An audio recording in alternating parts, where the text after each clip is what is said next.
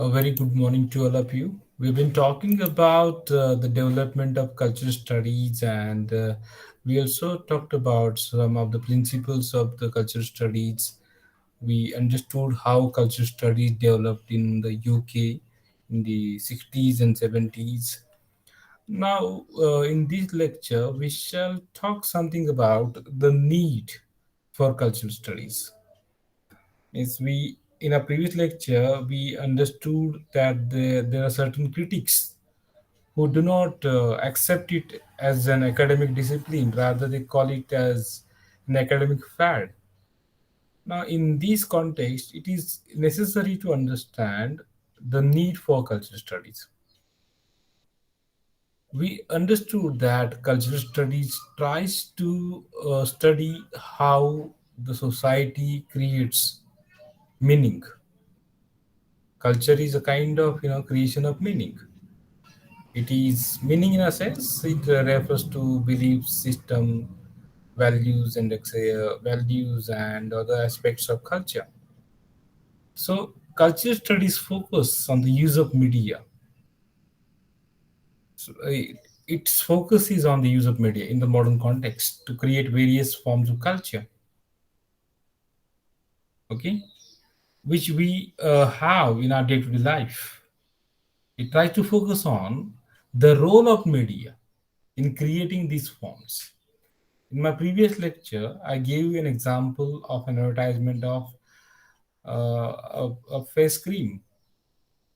Okay, so how this particular advertisement creates a culture in which we are made to believe, a receiver is made to believe that fair skin is the mark of beauty. So, cultural studies focuses on this particular role of media. And in our previous lecture, and even during our last discussions as well, before that, we understood that cultural studies was started by the University of Birmingham Center for Contemporary Cultural Studies, CCCS. And this particular center developed a variety of critical methods. Of course, critics think that there is no scientific method in culture studies as such. There are different opinions, different debates about uh, these particular discipline, about this discipline, and within the discipline as well, there is no unanimity as such. Okay, so this center developed a variety of critical methods for the analysis, interpretation, and criticism of cultural artifacts. They take, I gave you the example, means you can take an advertisement, you can analyze it, you can interpret it, and you can criticize it, you can evaluate it. So analysis, interpretation, and assessment is the procedure, is the method that is followed in cultural studies. It tries to analyze, interpret, and criticize different cultural artifacts and different forms of culture. Artifacts, in a sense, different forms in which culture is, what we say, expressed. Now, we shall try to understand how it is needed. Firstly, cultural studies is needed because it provides tools. Tools means uh, by knowing, we use different tools for different purposes.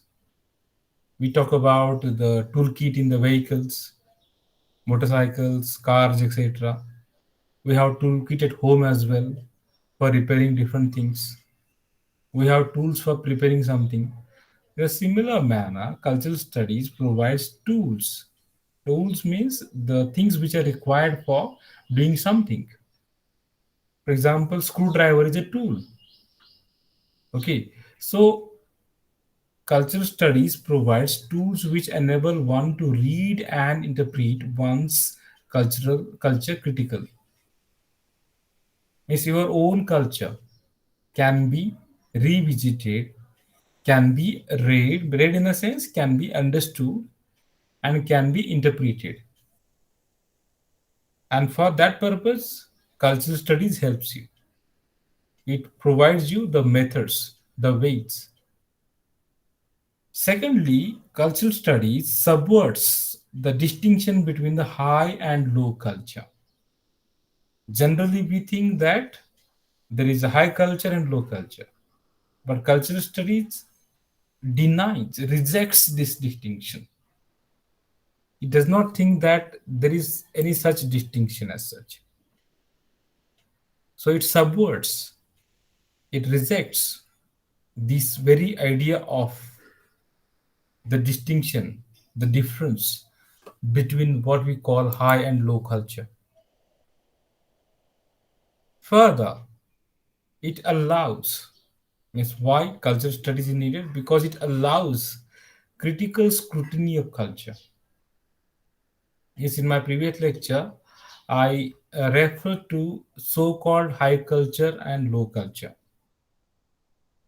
We believe that there is a high culture. For example, in Indian context, we talk about classical dance, Bharatnatyam, Kathakali, etc. Then we talk about what we call classical music, different gharanas, etc. And that is considered to be the part of the high culture. But nowadays, in film studies, especially, you must have come across while watching films, the lives of common people too are becoming mm, the matter of discussion, the matter of stories, if we can say. If you watch TV serials, Marathi TV serials these days, you will see that the lives of the people from rural areas are also becoming the matter of interest. So this is the cultural change. Earlier, under the Aristotelian or Platonic notion, the writers would think that one should write about the hero who is having high status. Now this is being subverted. So culture studies allows critical scrutiny of culture without prior prejudices. Of course, there should not be any kind of assumption. Prejudice means, you might be knowing, to prejudices means having some assumed ideas, having pre-opinions, we can say. Before we meet someone, we form opinion based on others' opinions. So that is prejudice. Or based on the caste. Suppose we say people belonging to this particular caste, this particular community, this particular religion are like this. So these are prejudices. Cultural studies allows the study of culture, the scrutiny of culture without such kind of prior prejudices towards one or another sort of cultural text. There is a kind of objectivity, and it establishes culture within a theory of social production and reproduction. Cultural studies believes that culture is the production of society, and a society keeps on producing, reproducing culture, different forms of culture. So it specifies ways that cultural forms serve to further social domination. But I told you, in the form of Hindi movies, in the form of Hindi serials, the culture from North India is made pan Indian. Means we start believing that India is like this. Okay, India is all about all this kind of dressing, this kind of eating habits. Now, for example, you might be knowing the North Indian dress of worn by women. We call it Punjabi dress, or what we call salwar kameez. That has become very common now in all parts of India. So it may be because of the very common use of this kind of dress in Hindi movies. Earlier, uh, women belonging to previous generations preferred wearing saris, but now you'll see that you wearing Punjabi dress or salwar kameez has become very common. So this is how cultural domination takes place. So cultural studies asserts value of popular culture. It empowers minority and value their culture. It does not allow the dominant domination of a given culture, a majoritarian culture. Okay. At the same time, it thinks that popular culture means culture of the common people is equally important, not only high culture. So it values the popular culture, it values the minority culture, culture of minority people, and it stresses on cultural pluralism. Pluralism means what? Plural means many, diversity. So it emphasizes on cultural diversity, not on homogeneity, not on monoism, we can say. Means the dominance of a single culture is not accepted in cultural studies. And even it become egalitarian. Means what? The working class people, it becomes a kind of right of common people. It becomes more around, means it centers more around the common people, we can say. It fights for the rights of common people. Further, cultural studies specifies what ideology is operative in a given cultural artifact.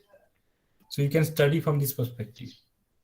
When you can take an example of a serial, for example, and you can identify which ideology is operative in a given serial. So, or else you can think of studying the serials which are shown on TV channels from in the evening time. Now, what is the ideology operative in that context? That has to be understood. I'm giving you an example. You can think of all these things in any context, not only TV serials. Media is there. Even you can take the example of newspaper, the newspaper supplements, print media, I mean to say. You can take the example of TV channels, news channels. Okay. Further, cultural studies lends itself to multiculturalist program. As I mentioned earlier, it traces on what we call cultural pluralism and egalitarianism, equality. So it makes people sensitive towards relations of power and domination. People become aware of the fact that they're being dominated by other cultures. So cultural studies is a kind of awareness program, we can say.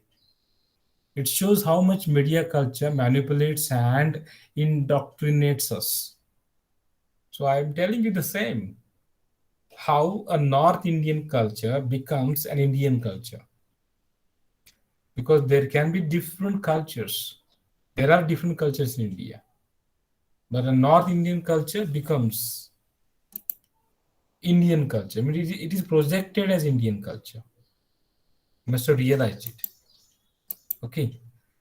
So this is how we need to understand cultural studies, the need of cultural studies. Now, what are the components of cultural studies? Let's talk about it briefly. There are different components. So it contains threefold project of analyzing things. Cultural studies analyzes three components. Firstly, production and political economic culture. Secondly, cultural text analysis. And thirdly, audience reception of text and their efforts. You have to think from these three perspectives. Okay, how culture is produced, how political economy or political economic culture is produced through advertisements, through new channel, through propaganda. Then you need to understand how to analyze it. You can analyze these different contexts. Okay, and finally we need to understand how the audience receives these texts, how they try to accommodate with these texts. So that too has to be understood. Okay, so this is how we understand the importance of cultural studies. This is how cultural studies helps the readers to understand different forms of culture.